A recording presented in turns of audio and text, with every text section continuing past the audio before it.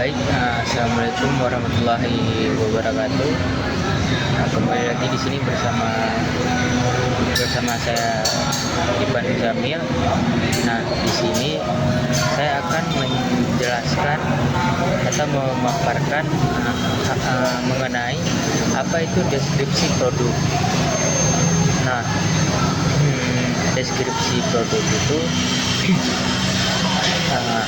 adalah segala sesuatu yang ditawarkan di pasar untuk memenuhi kebutuhan atau keinginan konsumen. Nah, jadi definisi ini itu mencakup berbagai bentuk, baik berupa barang fisik, jasa maupun ide. Nah, untuk produk sendiri, produk itu adalah sesuatu yang ditawarkan oleh produsen kepada konsumen untuk dibeli, untuk digunakan atau untuk dikonsumsi. Nah, produk itu dapat berupa barang fisik, dapat berupa jasa, dapat berupa orang, dapat berupa tempat organisasi, atau dapat berupa sebuah ide. Nah, jadi menurut Philip Kotler, produk itu dapat memuaskan keinginan atau kebutuhan konsumen. Nah, beliau juga mengatakan bahwa produk adalah segala hal yang ditawarkan untuk mendapatkan perhatian, dibeli, digunakan atau dikonsumsi oleh konsumen.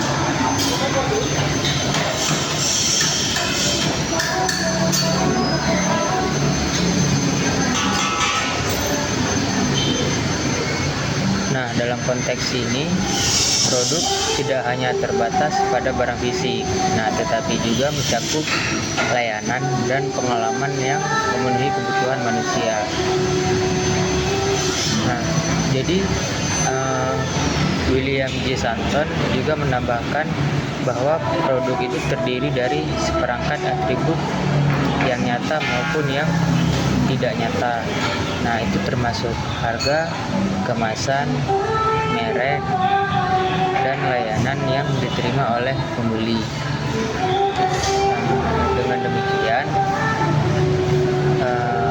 produk dapat kita lihat sebagai kombinasi dari berbagai elemen yang dirancang untuk memberikan nilai kepada konsumen.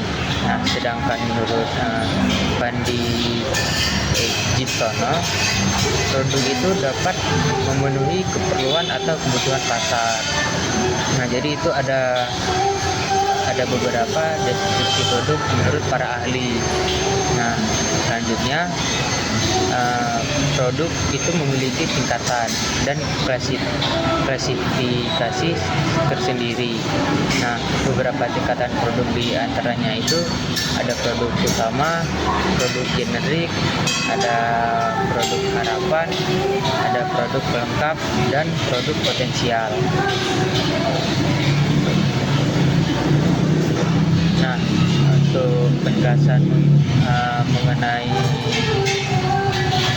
klasifikasi produk itu, di dalam klasifikasi produk itu, produk dapat dikategorikan dalam beberapa cara. Cara yang pertama itu dibedakan dikategorikan berdasarkan wujudnya. Nah, barang produk fisik yang pertama itu wujudnya itu barang. Nah, produk fisik yang dapat dilihat dan disentuh, misalnya itu makanan dan pakaian.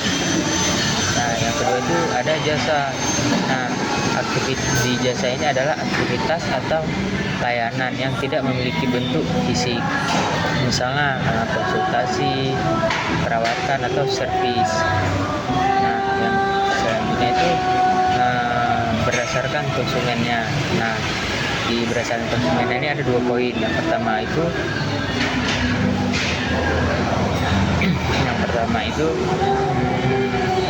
produk konsumsi.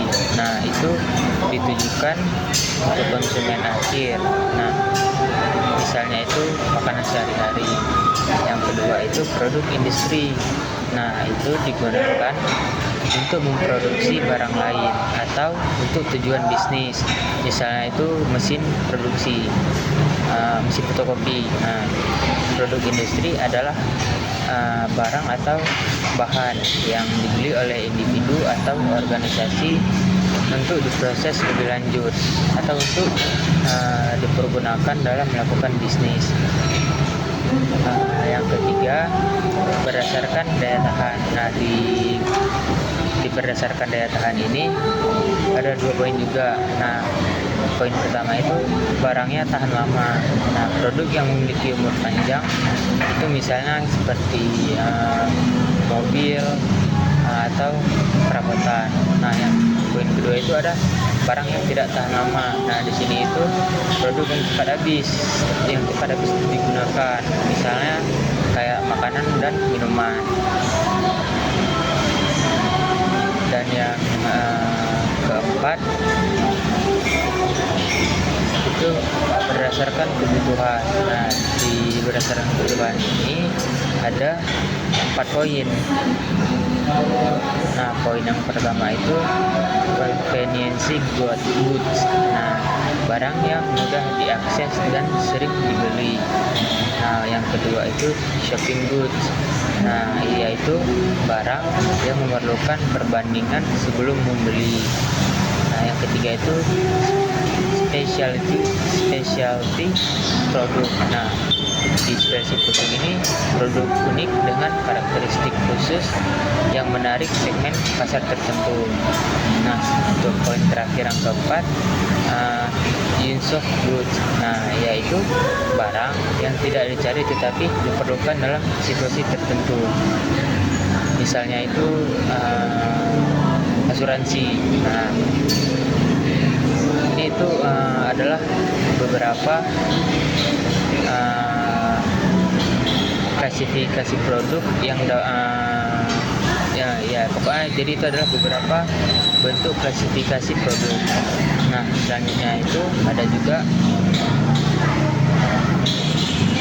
produk itu juga bisa dibagi dari segi menurut jenisnya. Nah, diantaranya itu pertama dibagi berdasarkan kemampuan untuk dikonsumsi. Nah, produk konsumsi itu ditujukan untuk konsumen akhir dan dibagi menjadi beberapa kategori lagi. Nah, yang kategori pertama itu produk kebutuhan sehari-hari, barang yang sering dibeli dan cepat habis seperti makanan, minuman, sabun, dan shampoo. Nah, jadi produk ini tuh biasanya dibeli secara rutin oleh konsumen. Terus yang kategori kedua itu produk belanjaan. Nah, produk yang memerlukan perbandingan sebelum membeli itu seperti membeli elektronik, pakaian, dan sepatu. Jadi konsumen itu cenderung membandingkan harga dan kualitas sebelum memutuskan untuk membeli barang tersebut. Nah, kategori ketiga itu produk khusus. Nah, jadi di produk khusus ini barang dengan karakteristik unik dan harga tinggi seperti perhiasan dan mobil mewah. Produk ini menarik bagi konsumen tertentu yang bersedia membayar lebih. Ya, orang-orang menengah ke atas lah. Nah, terus kategori keempat itu use of goods. Nah, di sini tuh produk yang tidak dicari secara aktif oleh konsumen, seperti seperti batu nisan atau peti mati. Nah, meskipun mungkin diperlukan, jadi produk ini itu biasanya tidak dikenal luas. Selanjutnya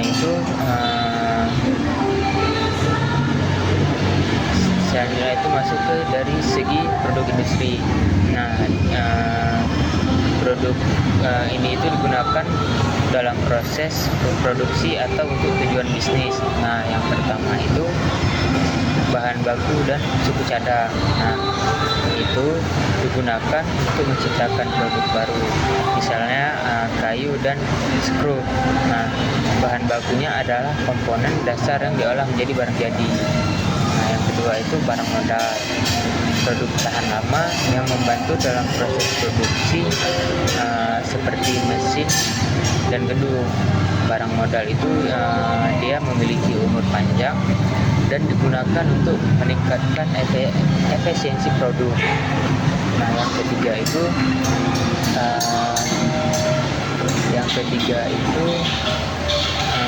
business supplies and service. Nah, produk yang mendukung operasional bisnis seperti perlengkapan kantor dan layanan konsultasi. Nah, selanjutnya produk itu dibagi dari segi berdasarkan bentuknya. Nah, dari segi bentuk itu ada 2 poin. Yang pertama itu produk barang. Nah, produk barang ini merupakan produk fisik yang dilihat dan disentuh, termasuk makanan, pakaian, dan perabotan. Nah, poin kedua itu produk jasa. Nah, di produk jasa itu merupakan layanan yang tidak memiliki bentuk fisik, tetapi memberikan manfaat kepada konsumen, seperti jasa akomodasi, jasa konsultasi, dan layanan kebersihan. Nah, yang ketiga itu berdasarkan daya tahan. Nah, yang berdasarkan daya tahan ini ada 2 poin juga. Yang pertama itu barang tahan lama. Nah, produk yang memiliki umur panjang dan tidak cepat habis dalam penggunaan itu seperti komputer, mobil, dan furnitur. Nah, di poin yang kedua itu ada barang tidak tahan lama, produk yang cepat habis atau digunakan dalam waktu singkat, seperti makanan,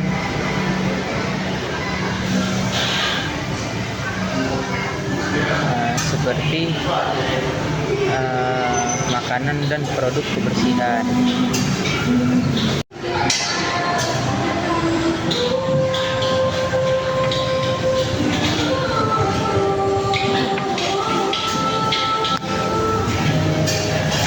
Jadi selanjutnya itu ada atribut produk. Nah, di atribut produk ini mencakup berbagai elemen yang membentuk persepsi konsumen terhadap produk tersebut. Nah, beberapa atribut penting meliputi, yang pertama itu meliputi kualitas. Nah, kemampuan produk untuk memenuhi fungsi tertentu dan kepuasan konsumen.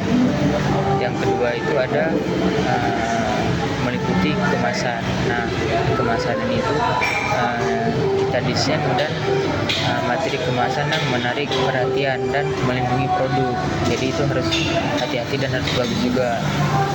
Nah, yang ketiga itu meliputi harga. Nah, nilai moneter yang ditetapkan untuk produk.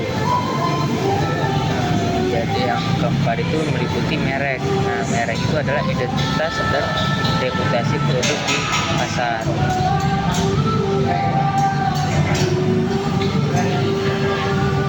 Nah, kualitas produk seringkali menjadi faktor penentu dalam keputusan pembelian konsumen. Kualitas ini itu dapat dievaluasikan melalui berbagai indikator seperti daya tahan, kemudian kemudahan penggunaan, dan kejelasan fungsi.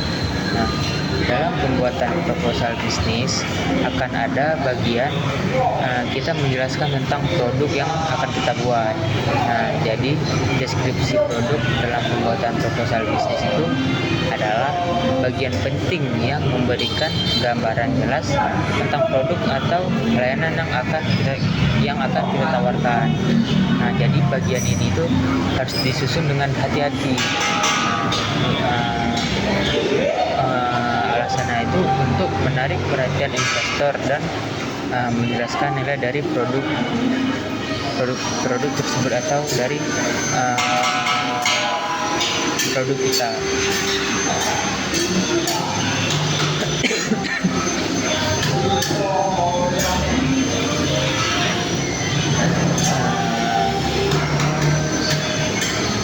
Selanjutnya itu elemen-elemen kunci yang perlu diperhatikan dalam deskripsi produk.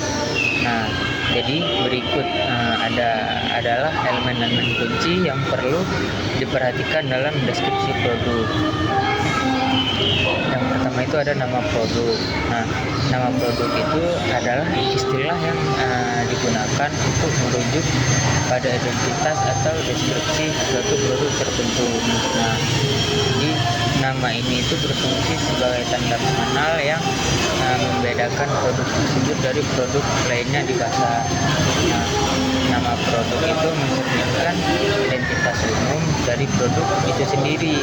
Nah, ini itu adalah kata atau rangkaian kata yang digunakan untuk memberikan informasi dasar tentang jenis produk yang dijual, sehingga konsumen itu dapat dengan mudah memahami apa yang mereka beli tanpa perlu penjelasan lebih lanjut. Selanjutnya ada nama produk itu harus ringkas dan mudah diingat. Kalimat singkat yang mencerminkan identitas produk itu dapat membuat impresi yang kuat pada pembaca. Contohnya itu ayam geprek tralala atau granola sehat. Nah, nama produk itu harus mencerminkan unsur utama dari produk tersebut. Apakah itu dari rasa, dari bahan, atau kelebihan khusus. Contohnya itu roti bakar coklat atau salad buah segar. Nah, jadi nama produk itu seringkali memberikan deskripsi sederhana mengenai karakteristik atau fungsi utama dari produk tersebut. Nah, misalnya itu nama seperti minyak zaitun murni atau suplemen vitamin C. Nah, itu langsung menunjukkan kepada konsumen apa yang diharapkan dari produk tersebut. Nah, jadi nama produk itu berbeda dengan merek. Sementara nama produk itu merujuk pada deskripsi atau identitas dari produk itu sendiri. Sedangkan merek itu adalah nama khusus yang digunakan oleh produsen untuk mengidentifikasikan dan membedakan produk dari pesaing di pasar.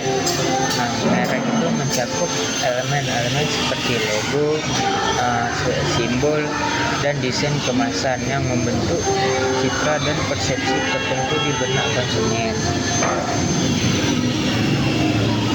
Nah, selanjutnya itu nama produk memainkan peran penting dalam strategi pemasaran.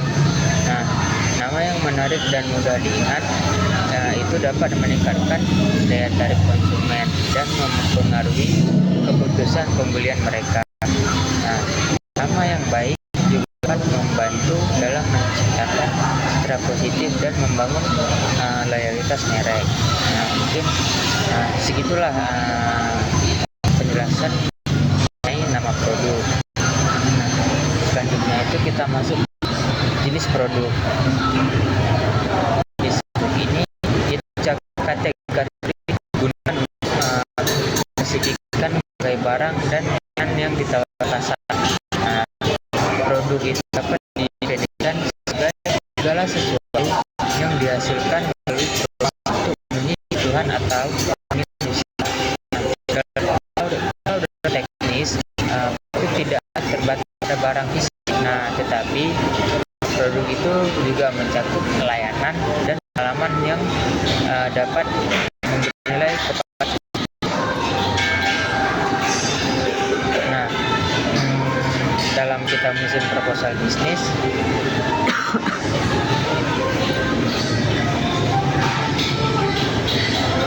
kita harus jelaskan jenis produk atau layanan yang kita tawarkan.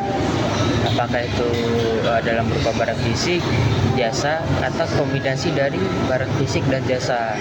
Nah, Misalnya, jika kita menjual makanan, maka harus menyebutkan bahwa itu adalah makanan. Namun, lihat lagi, apakah jenis makanan siap saji, makanan sehat, atau makanan tradisional. Nah, jadi pada bagian ini kita harus menjelaskan produk kita sebenar-benarnya masuk ke dalam kategori jenis apa. Misalnya masuk ke dalam kategori barang konsumsi atau kategori barang elektronik, fashion, atau jenis produk lainnya. Nah, produk ini itu dia dirancang untuk menyelesaikan masalah tertentu atau memberikan manfaat khusus kepada konsumen yang membuatnya itu jadi jadi relevan lah bagi target pasar seperti anak muda, pekerja profesional, ibu rumah tangga, atau ya yang lain-lainnya lah. Nah, itulah ada singkatan dari penjelasan jenis produk. Nah, selanjutnya itu kita masuk ke karakteristik produk.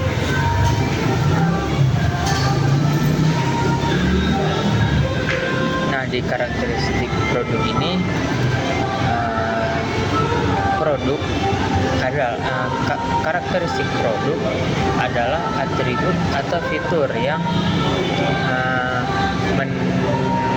mendefinisikan suatu produk dan mempengaruhi bagaimana produk tersebut diterima oleh konsumen.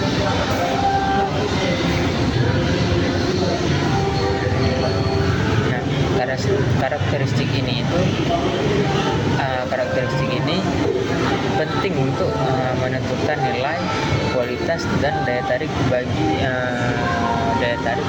di pasar atau bagi investor. Nah, karakteristik produk adalah aspek-aspek penting yang menggambarkan atribut fisik dan non fisik dari sebuah produk. Nah, karakteristik ini itu bertujuan untuk memberikan informasi kepada konsumen mengenai apa yang mereka dapatkan dari produk tersebut, baik itu secara visual maupun secara fungsional. Nah, jadi selanjutnya di sini ada beberapa karakteristik utama yang sering diperhatikan nih. Nah, yang pertama, karakteristik yang pertama itu yaitu kinerja atau performa. Nah, kinerja itu merujuk pada kemampuan dasar produk untuk menjalankan fungsi utamanya. Nah, ini itu dia mencakup seberapa baik produk memenuhi kebutuhan yang diharapkan oleh konsumen. Misalnya dalam konteks mobil, nah kinerja dapat mencakup kecepatan, efisiensi bahan bakar, dan kemampuan manuver. Nah, jadi kinerja itu mengacu pada bagaimana suatu produk itu berfungsi sesuai dengan tujuannya. Contoh kinerja itu termasuk daya tahan, efisiensi, dan kecepatan. Nah, jadi kinerja produk itu sangat penting untuk memberikan nilai lebih bagi konsumen yang menginginkan solusi praktis dan andal. Nah, itu adalah satu dari karakteristik utama yang sering diperhatikan dalam produk. Nah, karakteristik yang kedua itu ada fitur. Nah, fitur merupakan karakteristik tambahan yang melengkapi fungsi dari dasar produk. Nah, ini itu dia bisa berupa spesifikasi teknis atau elemen desain yang meningkatkan pengalaman pengguna. Nah, jadi fitur fisik itu merupakan ciri-ciri yang dapat diukur atau dilihat dari produk. Nah, seperti ukuran, bentuk, berat, warna, material, dan desain. Nah, fitur fisik itu sering kali menjadi aspek pertama yang menarik perhatian konsumen dan membantu mereka menentukan apakah produk itu sesuai dengan kebutuhan mereka. Nah, misalnya nih, smartphone atau HP itu mungkin memiliki fitur kamera yang canggih, penyimpanan yang besar, atau kemampuan tahan air. Nah, jadi konsumen itu biasanya sebelum beli smartphone itu dia ngecek dulu tuh device dari handphone yang ingin dibeli, mulai dari Antutu, kamera, baterai, dan yang lainnya. Nah, ya selanjutnya itu masuk ke karakteristik produk itu di keandalannya atau reliability. Nah,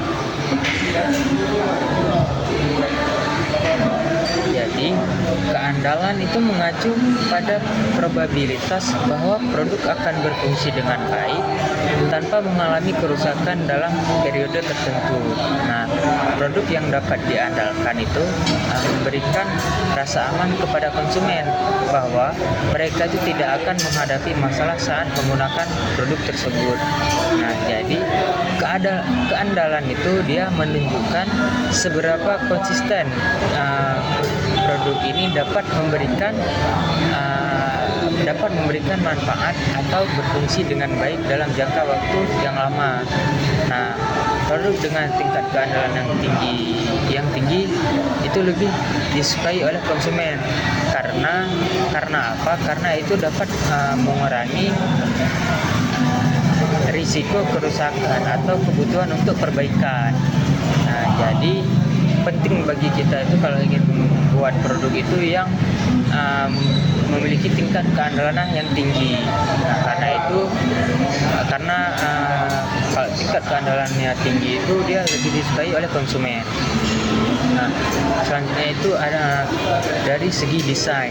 Nah, desain itu merupakan gabungan antara estetika dan fungsionalitas. Nah, desain yang baik tidak hanya menarik secara visual. Nah, jadi dia itu juga mendukung kemudahan penggunaan dan meningkatkan pengalaman dari konsumen. Nah, selanjutnya itu keunikan atau diferensiasi. Nah, keunikan atau diferensiasi itu setiap produk itu memiliki keunikan tersendiri yang membedakan hal itu dari produk lain.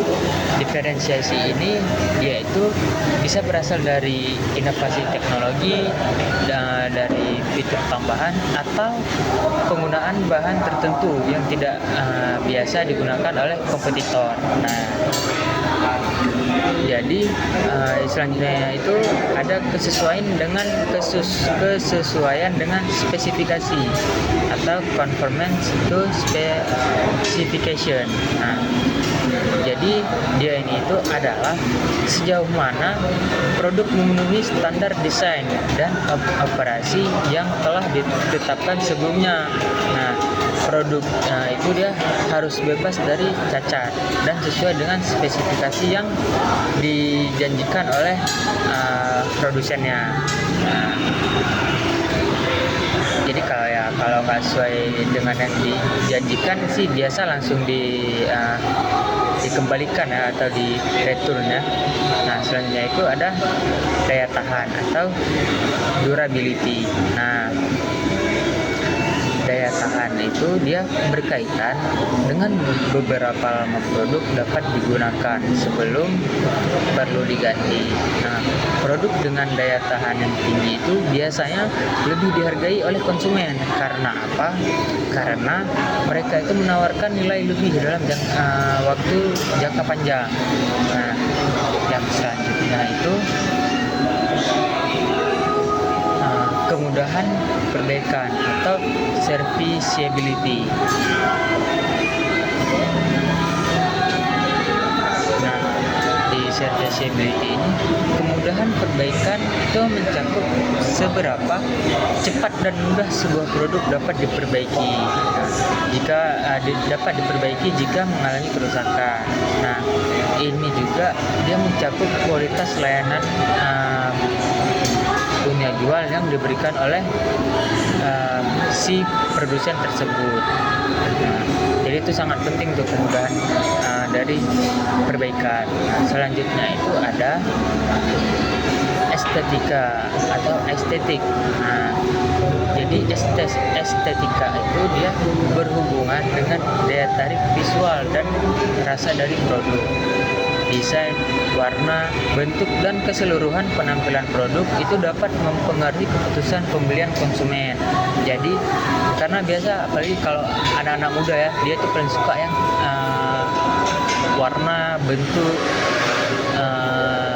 produknya itu yang estetik ya. Selanjutnya itu ada kualitas yang dipersepsikan atau perceived quality. Nah, jadi dia ini itu adalah persepsi konsumen tentang kualitas produk berdasarkan pengalaman mereka atau informasi yang diterima sebelumnya. Nah, merek yang kuat itu dia seringkali memiliki kualitas yang dipersepsikan lebih tinggi di mata konsumen. Nah, itu adalah beberapa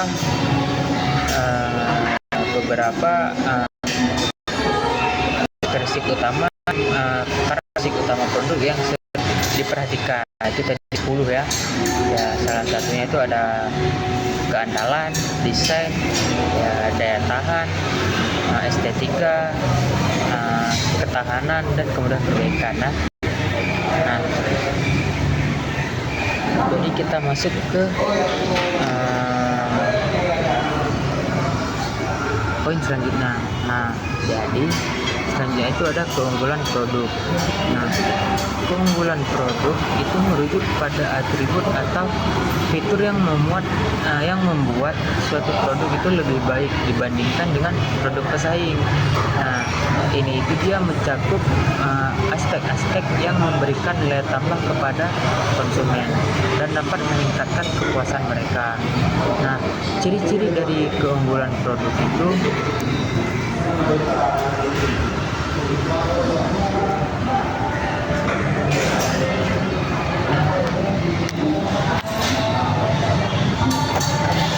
ciri-ciri dari keunggulan produk itu yang pertama itu ada diferensiasi. Nah, keunggulan produk itu seringkali menciptakan perbedaan yang jelas antara produk satu dengan yang lainnya di pasar. Misalnya, sebuah smartphone dengan kamera 184 megapiksel mungkin lebih memiliki keunggulan dibandingkan model lain yang hanya memiliki kameranya itu 12 megapiksel. Nah, terus selanjutnya itu nilai tambah. Nah, nilai tambah ini adalah keunggulan dari nilai tambah ini itu memberikan manfaat tambahan kepada konsumen seperti kualitas yang lebih baik, inovasi teknologi, atau desain yang lebih menarik. Selanjutnya itu pengaruh terhadap keputusan pembelian. Konsumen itu cenderung memilih produk yang memiliki keunggulan tertentu karena mereka itu percaya bahwa produk tersebut akan memenuhi kebutuhan mereka dengan lebih baik.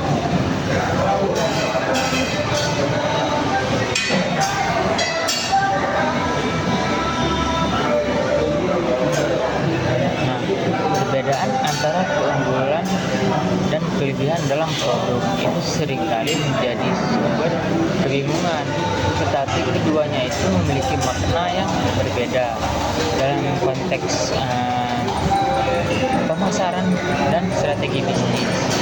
Sedangkan kelebihan produk itu adalah aspek positif atau manfaat dari produk itu sendiri yang dapat mencakup berbagai fitur, kualitas, atau nilai yang ditawarkan kepada konsumen. Nah, kelebihan produk itu adalah nilai tambah atau keunggulan yang membuat produk tersebut lebih unggul dibandingkan dengan produk serupa yang ditawarkan oleh kompetitor. Kompetitor itu pesaing kita. Jadi secara teori, kelebihan produk itu dikaitkan dengan konsep unique selling proposition, atau disingkat dengan USP. Yaitu hal yang membuat produk tersebut unik dan lebih baik itu dibandingkan produk lain. Jadi di sini itu ada beberapa ciri-ciri kelebihan produk. Ciri yang pertama itu fokus pada manfaat. Kelebihan itu lebih berfokus pada apa yang ditawarkan oleh produk kepada konsumen, seperti kemudahan penggunaan daya tahan atau efisiensi. Yang kedua, itu dapat bersifat subjektif. Kelebihan bisa berbeda bagi setiap konsumen, itu tergantung pada kebutuhan dan preferensi individu. Misalnya satu konsumen mungkin menganggap ukuran pompa sebagai kelebihan, sementara yang lain itu mungkin lebih menghargai kapasitas penyimpanan. Yang ketiga itu tidak selalu berhubungan dengan pesaing. Di sini itu kelebihan itu tidak selalu harus dibandingkan dengan produk lain. Jadi dia itu bisa berdiri sendiri sebagai nilai positif dari produk tersebut.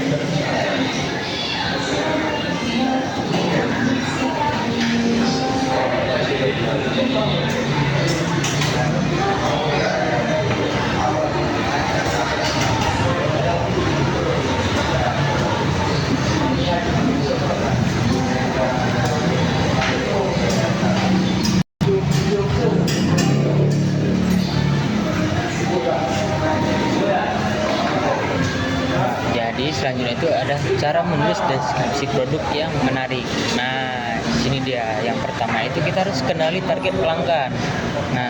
Sebelum kita menulis, kita harus pahami siapa target pelanggan kita. Kita harus kenali karakteristiknya, kita harus kenali kebutuhannya, dan kita harus kenali preferensi mereka. Misalnya, jika target kita adalah anak muda, kita harus gunakan bahasa yang lebih santai dan akrab, sokap lah. Sebaliknya untuk audiens yang dewasa itu kita harus gunakan bahasa yang lebih formal dan bahasa yang lebih profesional. Yang kedua itu berfokus pada manfaat produk. Alih-alih hanya menjelaskan fitur produk, kita tekankan manfaat yang akan diperoleh pelanggan dari produk kita. Pelanggan itu biasanya cenderung lebih tertarik pada bagaimana produk dapat memenuhi kebutuhan atau memecahkan masalah mereka pada spesifikasinya. Misalnya, kita harus jelaskan bagaimana produk dapat mengatasi sulit seperti jerawat atau komedo atau masalah kulit kusam.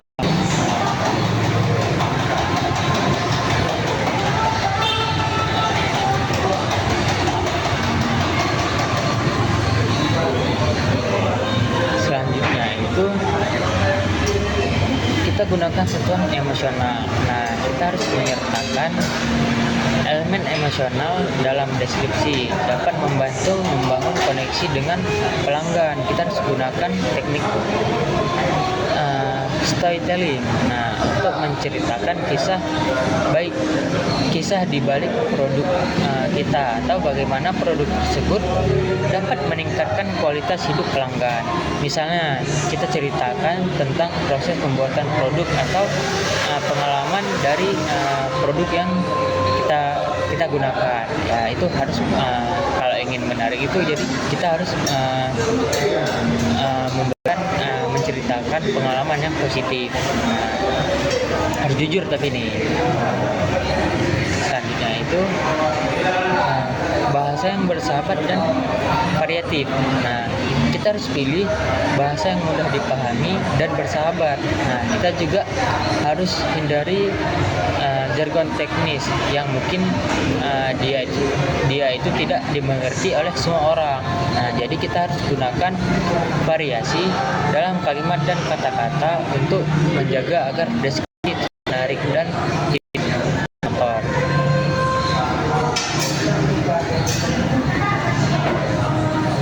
Nah, yang kelima itu ada struktur yang jelas. Kita harus gunakan format yang terstruktur dengan baik seperti bullet point untuk mencantumkan fitur utama atau memanfaatkan produk. Nah, jadi dia ini itu memudahkan pembaca untuk menemukan informasi penting dengan cepat. Nah, pastikan informasi yang diberi itu penting seperti ukuran, warna, bahan, dan harga yang mudah diakses. Nah, jadi konsumen itu nggak harus capek-capek, harus searching lagi lah. Selanjutnya itu ada optimasi SEO. Nah, jika deskripsi produk ditulis untuk platform online, maka kita harus pastikan menggunakan kata kunci yang relevan agar mudah ditemukan oleh mesin pencari. Nah, ini itu dia membantu meningkatkan visibilitas produk kita itu di internet.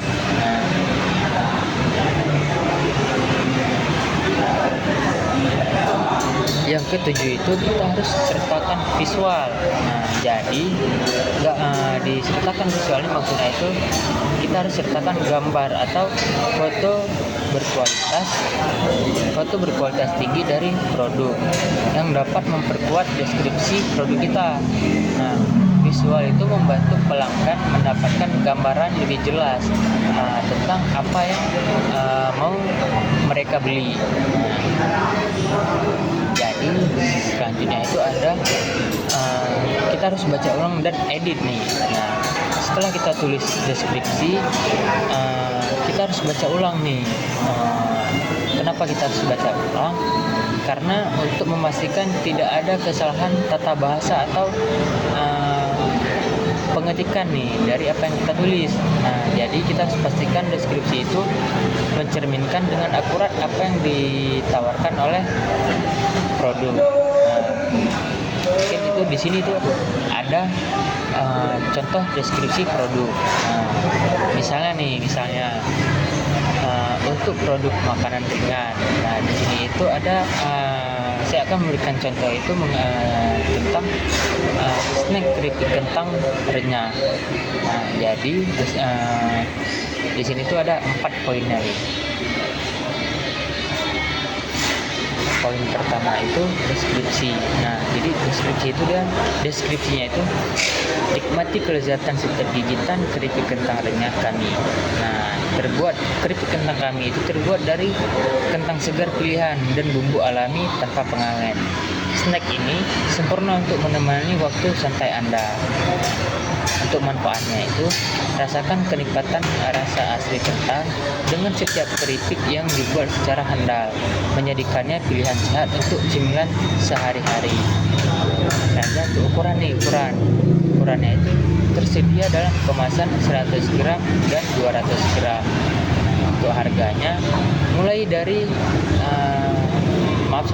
harganya itu kita buat jadi hanya Rp25.000 per kemasan. Nah, mungkin ada contoh deskripsi produk lagi nih. Nah, kita bikin untuk makanan nih. Nah, nama produknya itu kue serabi khas Solo. Nah, penggunaan nama produk dilakukan agar masyarakat atau konsumen itu mudah mengenali produk kita dan kita akan tertarik untuk mengonsumsinya. Nah, kekhasan kue serabi di kota Solo itu dapat dijadikan barometer dalam pemilihan nama produk karena kue serabi ini merupakan makanan khas kota Solo. Jadi meskipun wilayah-wilayah lain juga memiliki namanya yang serupa, karakter tetap yang paling tentu punya Solo. Nah, yang udah dikenal itu ya khas Solo karena banyak kan. Nah, jadi karakteristik produknya itu merupakan makanan yang gurih dan bertekstur lembut. Nah, jadi keunggulan produknya itu memiliki cita rasa kekhasan tersendiri bagi penikmatnya tanpa bahan pengawet, karena kue serabi dapat bertahan hingga 24 jam dan harganya itu terjangkau, mulai dari kalangan bawah, menengah, dan atas.